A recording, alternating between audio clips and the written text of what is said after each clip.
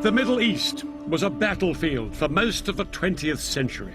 But one of the hardest fought wars of all was in 1973, when Egypt and Syria launched a surprise attack on Israel on the Jewish holiday of Yom Kippur.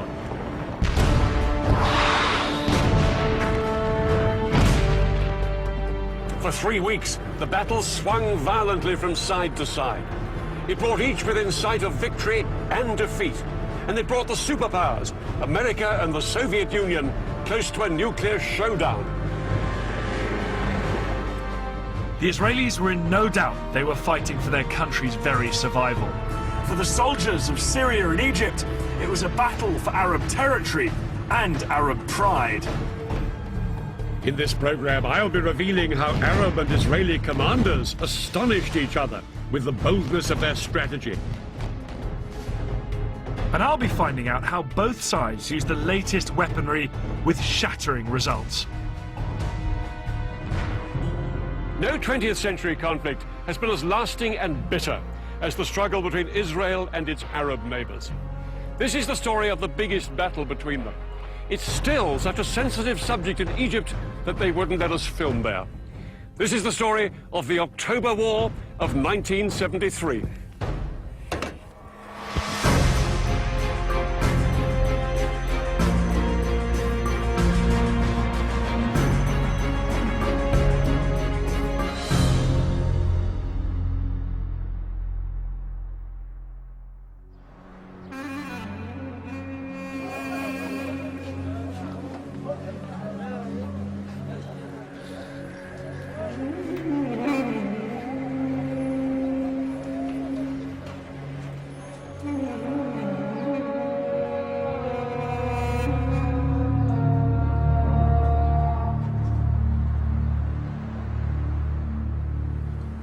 This concrete security barrier here runs through Jerusalem and hundreds of miles to the north and the south.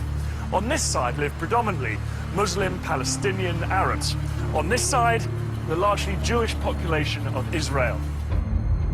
The 8-meter-high barrier, which the Israelis started building in 2002, is the most powerful symbol of the hostility between Jews and Arabs, which still remains after nearly a century of conflict. The Israelis say that they built this barrier to keep out Palestinian terrorists. The Palestinians say it's just Israel's way of grabbing more of their land.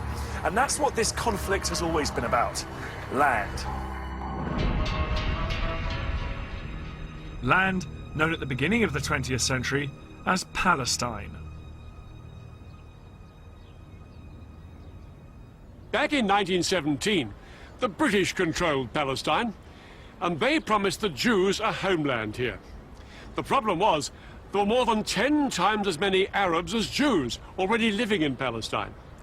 And as hundreds of thousands more Jews poured into the country, open fighting broke out between them. By 1947, things were so bad, the United Nations stepped in with a plan. This is how Palestine looked then. Lying on the eastern edge of the Mediterranean, it was bordered by Lebanon, Syria, Transjordan, and Egypt. The United Nations suggested partition. The Palestinians would keep land here, here, and here, and the Jews would have the rest. Jerusalem would be an open city shared by everyone. The Jews accepted the plan, and in 1948, they declared their independence as the State of Israel. But the Palestinians and the neighboring Arab countries rejected partition. War followed, and the borders changed once more. The Israelis took over Arab lands here in the north and along the Egyptian border, ending up with most of Palestine and most of the key city of Jerusalem.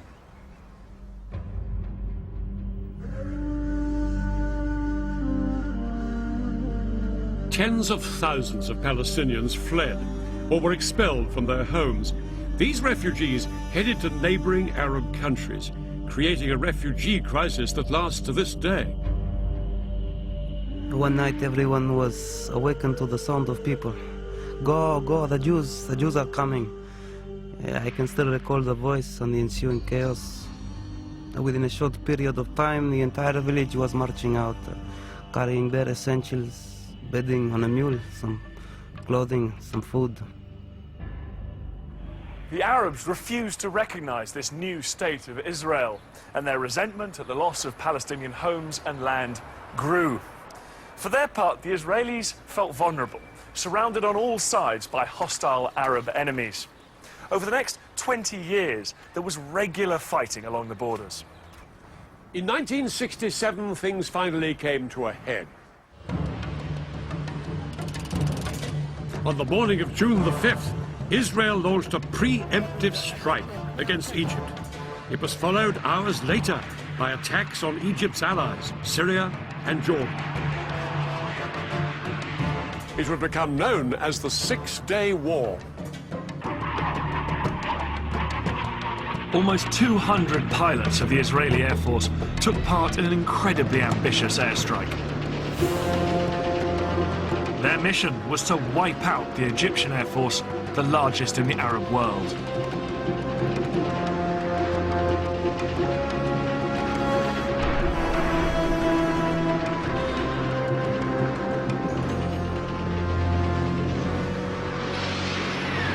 In just under 2 hours, Israeli bombs destroyed almost the entire Egyptian Air Force before it had even got off the ground.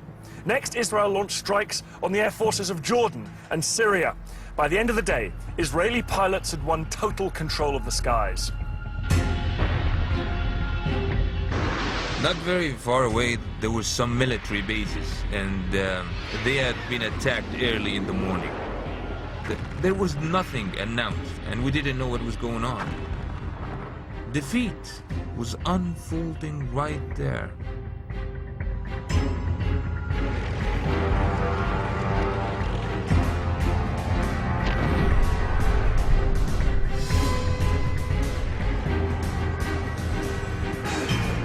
Israeli ground troops stormed into Syria, Jordan, and Egypt. At the same time, other Israeli troops made a bid to capture Arab-held Jerusalem.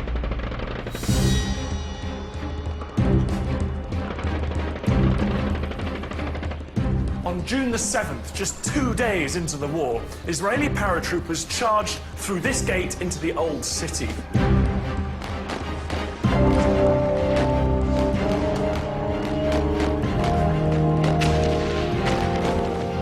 But as they pushed through these narrow streets, they came under fire from Jordanian snipers who'd taken up position in the upper stories of the buildings on either side. The Israelis pushed on. It took them a few hours to clear out these last pockets of resistance, but by early afternoon, the whole of Jerusalem was in Israeli hands. I took out the Israeli flag, which I carried with me the whole time, and waved it. I hung the flag on the fence. My commander, who was the toughest among us, was standing next to me. He burst into tears underneath his steel helmet. Another friend was weeping. A chain of bullets wrapped around his neck. In the days that followed, Israeli troops drove back the soldiers of Jordan, Syria, and Egypt. In 6 days, the Israelis had won the war. The defeated nations counted the cost.